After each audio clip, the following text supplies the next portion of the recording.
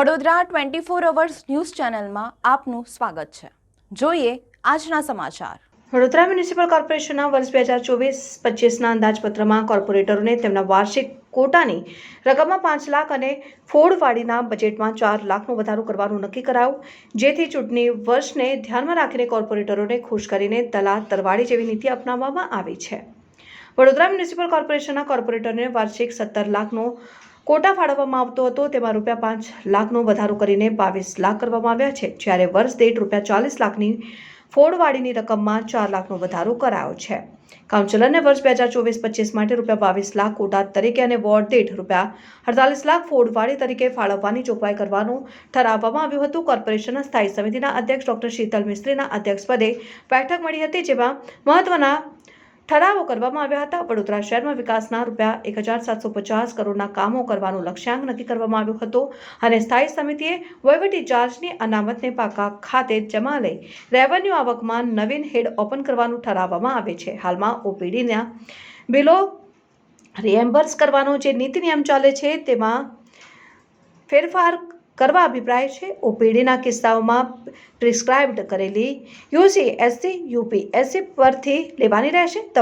આ દવાઓ યુસીએચસી યુપીએચસીમાં દવા ઉપલબ્ધ નહીં હોય તો પ્રધાનમંત્રી જન ઔષધિ કેન્દ્ર ઉપરથી લેવાનું રહેશે। તે જ બિલોને રીએમ્બર્સ કરવામાં આવશે। જો બંને જગ્યાએ દવાઓ ઉપલબ્ધ નહીં હોય તો સ્પેશિયલ કિસ્સામાં અન્ય જગ્યાએથી લીધેલી દવાઓના બિલોને મંજૂરી આપવાનું રહેશે। પાદરા કરજણ હાલોલ રોડથી વડોદરા પ્રવેશતા રોડને જોડતા રોડ ઉપર ટ્રાફિકના ભારણનો અભ્યાસ કરીને નવીન બ્રિજ બનાવવાનું આયોજન કરવામાં આવશે। શાળાના વિદ્યાર્થીઓના ગ્રુપને સ્વિમિંગ શીખવાડવા માટે પ્રતિ વિદ્યાર્થી દીઠ ₹10 લઈને સ્વિમિંગ શીખવાડવાની વ્યવસ્થા ઊભી કરવા માટે દર 50,000ની વસ્તીએ પબ્લિક ટોયલેટ બનાવવાનું આયોજન, કુપોષિત બાળકો માટે RUTF RUSF સેસે આપવાની વ્યવસ્થા કરીને CSR સેલની રચના કરવાનું ઠરાવવામાં આવ્યું હતું। હાલોલથી પ્રવેશતા હરણી ગામ પાસે બ્રિજ બનાવવા, તરસાલી શાક માર્કેટ પાસે બ્રિજ બનાવવાના, પાદરાથી અટલાદરા આવતા રેલવે લાઇન પાસે બાંકો કાંસ ઉપર બ્રિજ, જાંબુઆથી પ્રવેશતા માણેજા મકરપુરા રોડના જંકશન ઉપર બ્રિજ બનાવવાના ઠરાવ કર્યા છે। માનનીય કમિશનર શ્રી દિલીપ રાણાએ સ્થાયી સમિતિમાં બજેટ રજૂ કર્યું।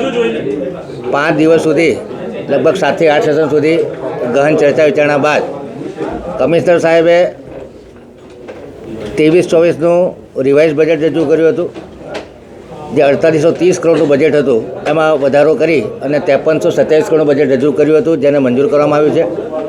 એવી જ રીતે 24-25નું જે ડ્રાફ્ટ બજેટ હતું એ 5523 કરોડ રજૂ કરવામાં આવ્યું હતું। સ્થાયી સમિતિએ ખર્ચમાં વધારો ઘટાડો, આવકમાં વધારો ઘટાડો કરી અને નેટ જે ફરક થયો એ પ્રમાણે નવું બજેટ લગભગ 34 કરોડના વધારા સાથે 5558.86 કરોડનું બજેટ મંજૂર કર્યું છે।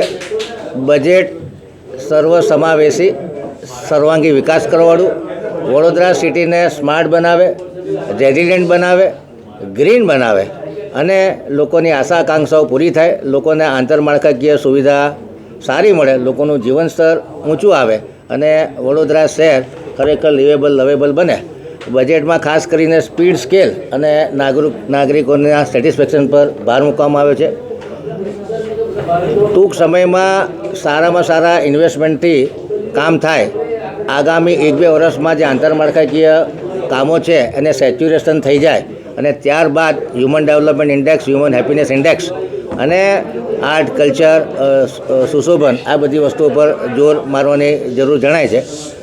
ખાસ કરીને કહી શકાય કે ભારતીય જનતા પાર્ટી અને વડોદરા કોર્પોરેશન, કેન્દ્ર સરકાર, રાજ્ય સરકાર, ડબલ એન્જિનની સરકારના ફળો લોકોને મળી રહ્યા છે। છેવાડાના માનવી સુધી વડોદરા કોર્પોરેશન, રાજ્ય સરકાર, કેન્દ્ર સરકારની જે યોજનાઓ છે એ વિકસિત ભારત સંકલ્પ યાત્રા, સેવા સેતુના કાર્યક્રમ દ્વારા આવકના દાખલા હોય, આયુષ્માન કાર્ડ હોય, પ્રધાનમંત્રી આવાસ યોજના હોય, PM સ્વનિધિ હોય, ઉજ્જવલા યોજના હોય, આ તમામ લાભો લોકો મેળવી રહ્યા છે। એ પ્રમાણેનું આયોજન કોર્પોરેશન પણ કરી રહી છે કે જે ખરેખર કેન્દ્ર સરકાર, રાજ્ય સરકાર ગરીબલક્ષી, મધ્યમ વર્ગલક્ષી યોજનાઓ બનાવી રહી છે એ લોકો સુધી પહોંચે। અમારા તમામ કાઉન્સિલરો આ પોતાના વોર્ડમાં આ યોજના લોકો સુધી પહોંચે, પોતાના કોટા અને ફોડવારી કોટાનો ઉપયોગ કરી અને લોકોની સુવિધાના કામ થાય એ દિશામાં કન્ટિન્યુઅસ અગ્રેસર છે. કહી શકાય કે અમારા કાઉન્સિલર ને જે ઓનરેરિયમ મળે છે એના પ્રમાણમાં એક ફૂલ ટાઈમ ક્લાસનો અધિકારી કામ કરતા હોય એટલી મહેનત અને જહેમતથી કામ કરી રહ્યા છે. લોકો આશા આકાંક્ષાઓ રાખી રહ્યા છે. અમે એમની આશા આકાંક્ષાઓ પરિપૂર્ણ કરી રહ્યા છે. વિકાસ થઈ રહ્યો છે.